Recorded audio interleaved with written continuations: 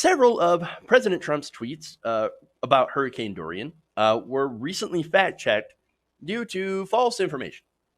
Not a shocker.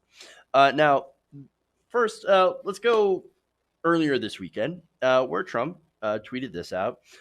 He basically claimed that Alabama would be hit by a Category 5 hurricane.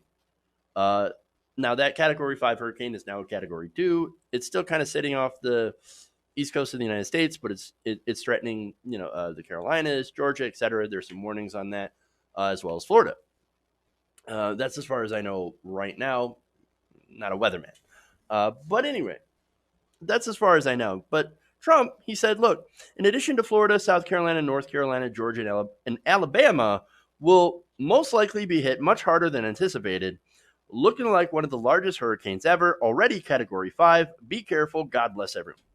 Now, again, this is coming from a guy who never heard of Category 5 before, despite two hurricanes during his administration being Category 5, hitting, I believe, Puerto Rico and Texas. Again, not 100% sure on that, being honest. But okay. So he says, Alabama, be careful. The National Weather Service afterwards was like, no, Alabama, you got nothing to worry about. Believe us. We're actually scientists.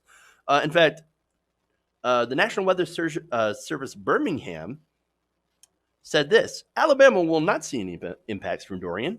We repeat, no impacts from Hurricane Dorian will be felt across Alabama. The system will remain too far east. Now, look, that's a simple fact check, right? Okay, President Trump says Alabama, but don't worry, Alabama, you're actually okay. So no worries about getting prepared and stuff. And look, you want to be prepared, right? But if they're saying, don't worry, you're not in the path, you're way too far east, then I guess you really don't have to worry. But anyway, so now this would be a rather small thing. I mean, as far as like the correction, dealing with the hurricane, not a small thing. Dealing with a correction, you would think would be a small thing. It turns out, no, not at all. This is Donald Trump, and of course he's going to complain about it. A day later, by the way, he sent this, quote, such a phony hurricane report by lightweight reporter Jonathan Karl of ABC World News. I suggested yesterday that FEMA, that along with Florida, Georgia, South Carolina, and North Carolina, even Alabama could possibly come into play, which was true. They made a big deal about this. Now, again, so far, Alabama, not in the crosshairs.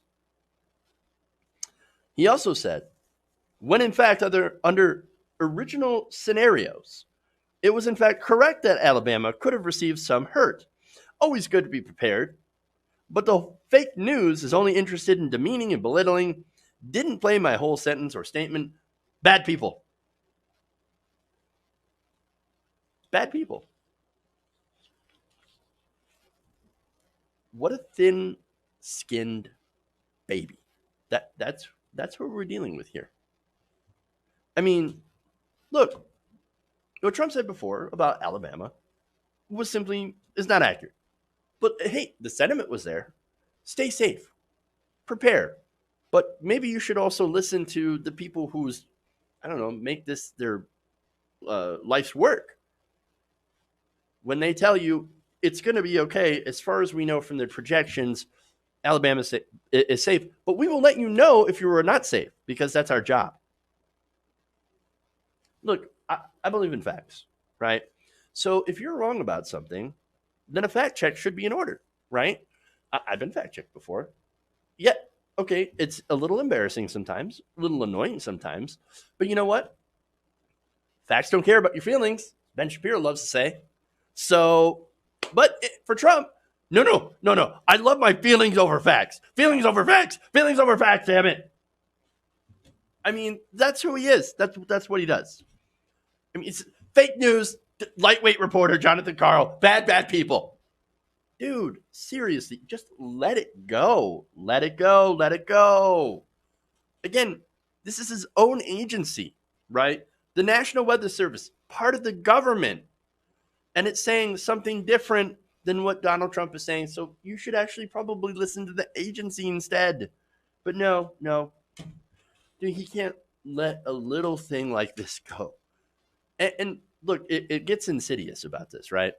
And I know some of you might be like, maybe you're going too far. No, no, no, no.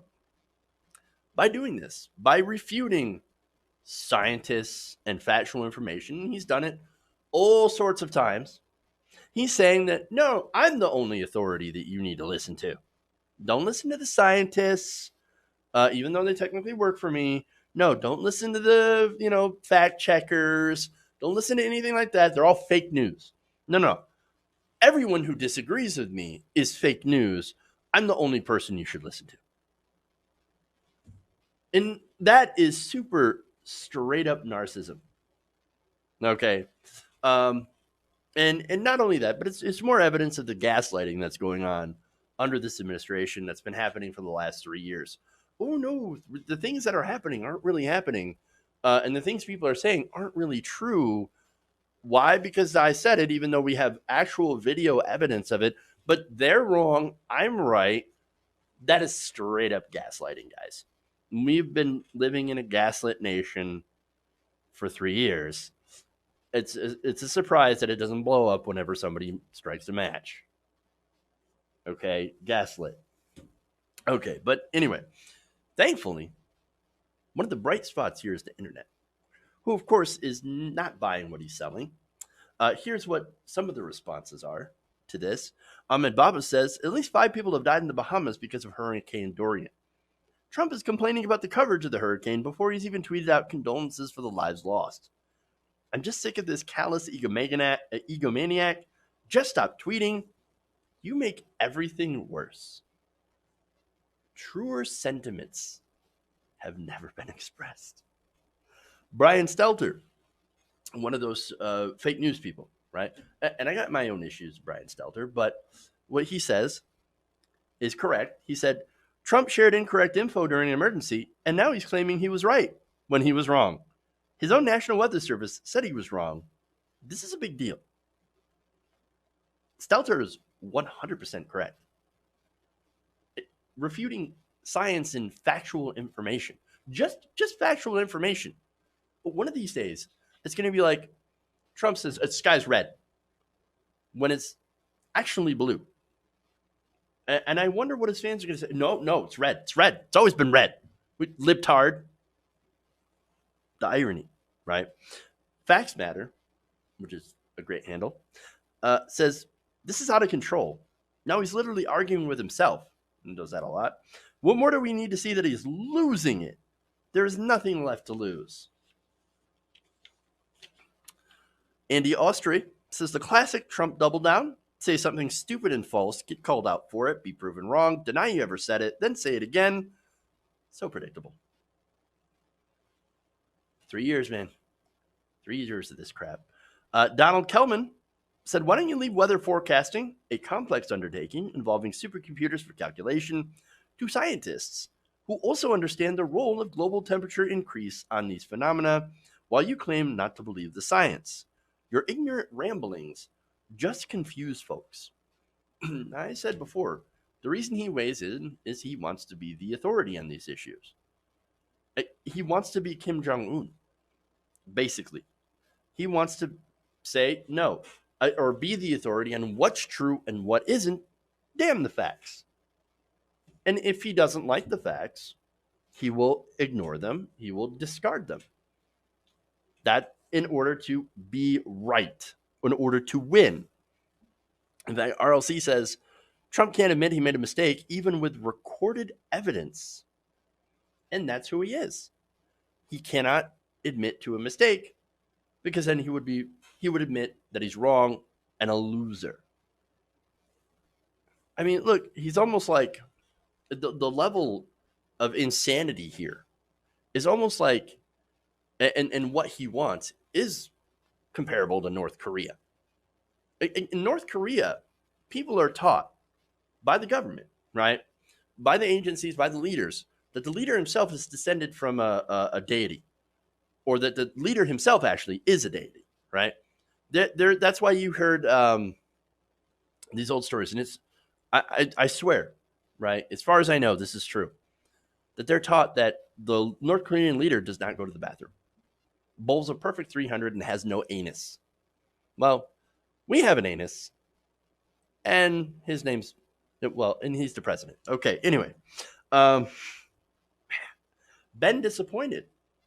Said you have to hand it to the Donald. He's remarkably consistent.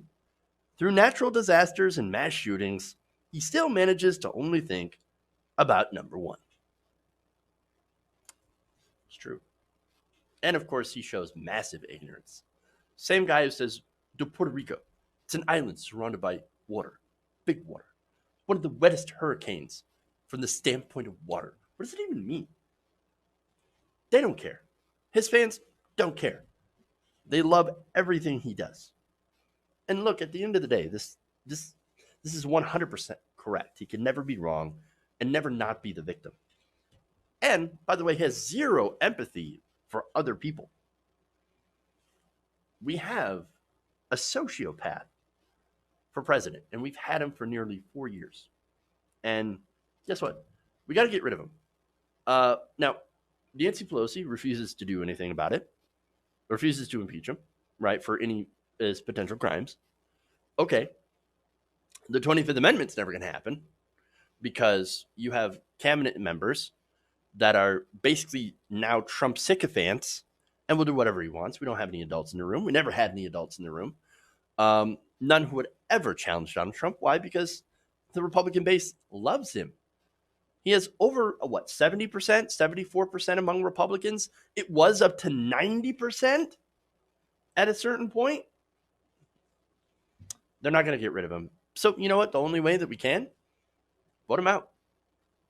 So, if, you see what's going on, you care about what's going on, get involved. Get this guy out of office. Because any longer, he's already been a danger. And the amount of carbon that we added in the atmosphere, even over these last 3 years, is too much. We cannot afford another 4 years of Donald Trump. So let's pick a progressive to be the nominee in 2020 so we can crush him at the polls.